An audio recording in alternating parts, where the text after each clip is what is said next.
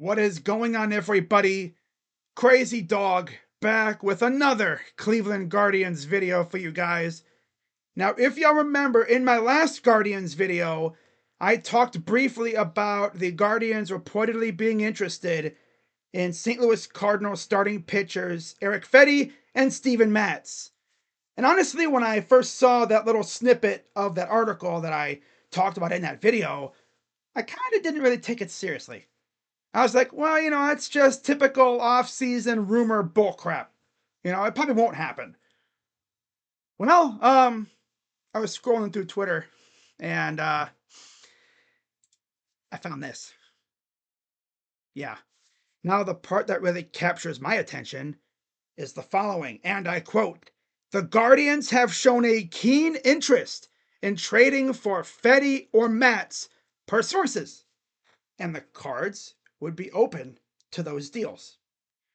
And the first thing that comes to mind is, how much and for how long? Well, good news. They're both on the last years of their contracts. Erick Fedde is making $7.5 million this season, and Steven Matz is making slightly more at $12.5 million this season. So if you want to go the cheaper option, Erick Fedde is your guy. But if you'd be open to a little reclamation project, Steven Matz would be the dude. Also, it depends on what you'd have to give up. And most likely, you'd probably have to give up something pretty juicy for Fedde, because he's actually pretty good. Whereas Steven Matz, you could probably give up something small for him. Like, I'm talking like single A player or something.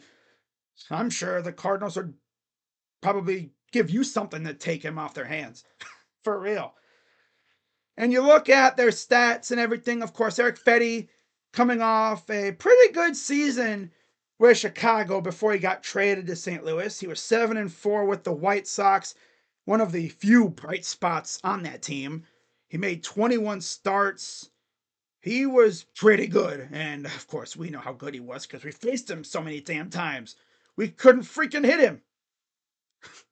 Then he goes to St. Louis and he went 2-5 with a 3.72 ERA.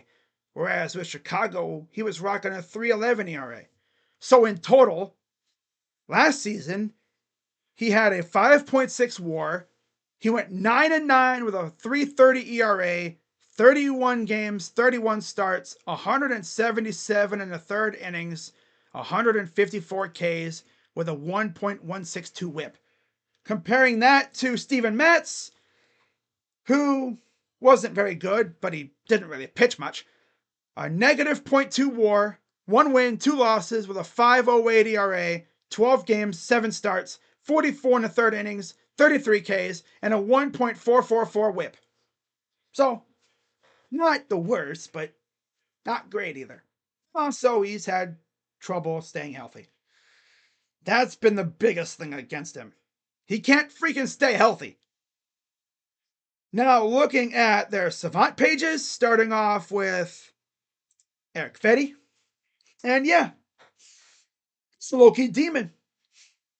I mean, you look at his pitching metrics, not the greatest. I mean, his best part is his extension. I mean, look at his extension is pretty good. Everything else is like mid to pretty bad if you want to look at his chase percentage, which means hitters just don't chase his pitches. And they don't really whiff either.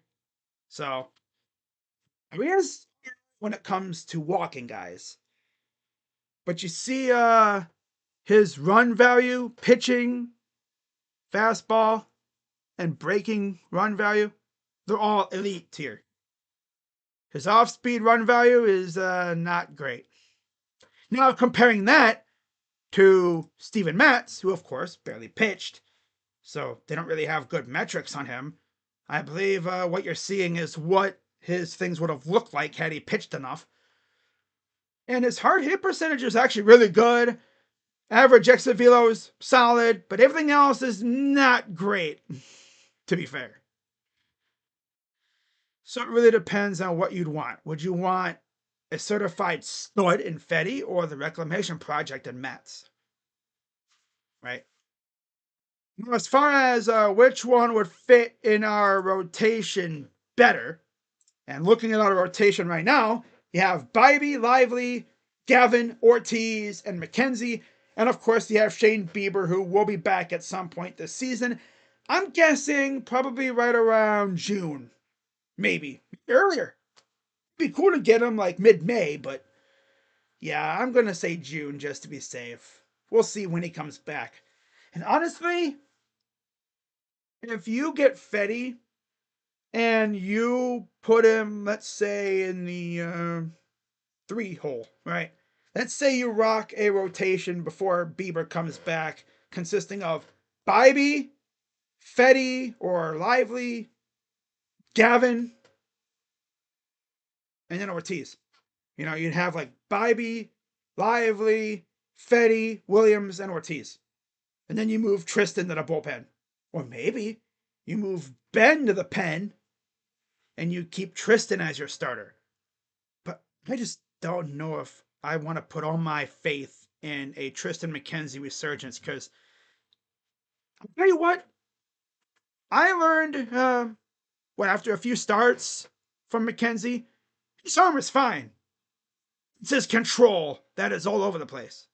My dude was cranking mid to high 90s, but he just could not locate to save his life.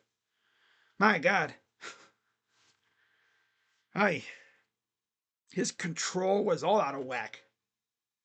Honestly, I'd put him in the pen to start off, see if he can regain his control.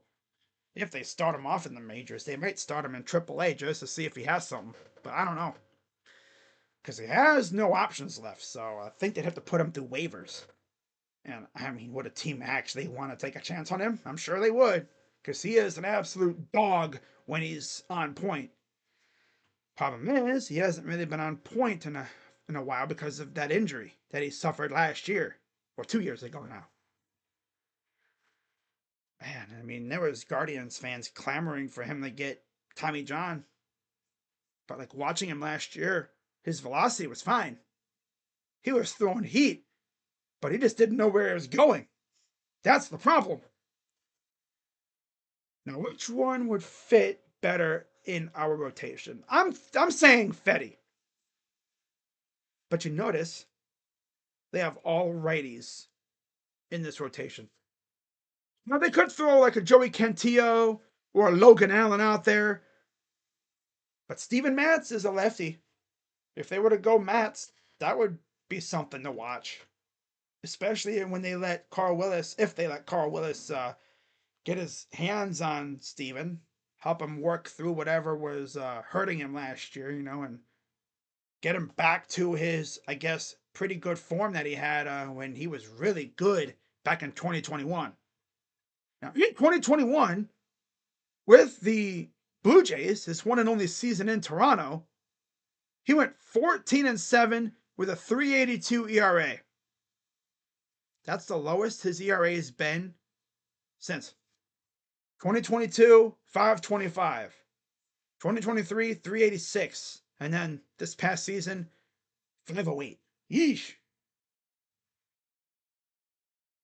Yeah, I think Fedde would be the guy I'd want the most, right? I think one thing that would really make it worth it is if we could swindle away an outfielder or something like Lars Nootbaar, which I tell you what, man, if we got Erick Fedde and Lars, that would be a major W in my book because we need another outfielder. Now, Guardians fans have been on Twitter clamoring for the team to reinvest the money that was saved by the Andres trade. They've already reinvested from the Naylor trade with them immediately going out and getting Carlos Santana. But they still need another bat for the lineup. Because I'm going to look up this lineup right now. And I'm going to go through what it would look like right now if the season started tomorrow. And I'll tell you what, it doesn't have the same amount of power in it that it did pre-Naylor trade. I mean, you still got Jonk, right? He's got a good amount of power, but he's essentially Franmil Reyes light. You don't know what you're going to get out of him. That dude either hits nukes or he just whiffs like crazy. We saw what he was doing last year. When pitchers figured him out, oh my god, it was bad. Some of the misses, man. Like a pitcher would throw the ball like in the other batter's box, and this dude's over here swinging like crazy. It's like, yo, dude, chill out with the swinging, man. Damn. The pitcher come to you, right? Keep doing that. He never gonna throw your pitch anywhere near the zone ever again, right? So I think they could really use another outfielder, regardless of maybe they move Lane to right to platoon with Junk when they have Junk DHing, and then maybe they get a center fielder like Harrison Bader or something. An outfield consisting of Kwan in left, Bader in center, and Lane in right, with Junk DHing most nights. That would go hard. That would really go hard, not gonna lie. Yeah, their lineup right now, as of today, against right-handed pitchers, would be Kwan, Manzardo, J-Ram, Los. God, it's so good to see his name back in the lineup. And then Lane. And then you got Will Brennan, of course. Juan Brito is slated to be the starting second baseman as of today. And then your lineup rounds out with Bo and Rocchio. Yeah. Top of the lineup is really good. Once you get to the number 6 spot, then it drops off. Because you got a lot of young guys and we don't really know what we got in them. Well, Brennan is so streaky it hurts. That dude could be scorching hot for like a couple of weeks and then boom, cold stretch. Boy, I don't know if I could take another season of Will Brennan in right field. Yeah. And then Juan Brito at second base. We don't know what we got out of him yet. And then Bo is up and down. He usually takes about a month or so to really get going. And he can be so agitating at the plate, too. And then Brian Rocchio. His glove is all right. His bat, not so much.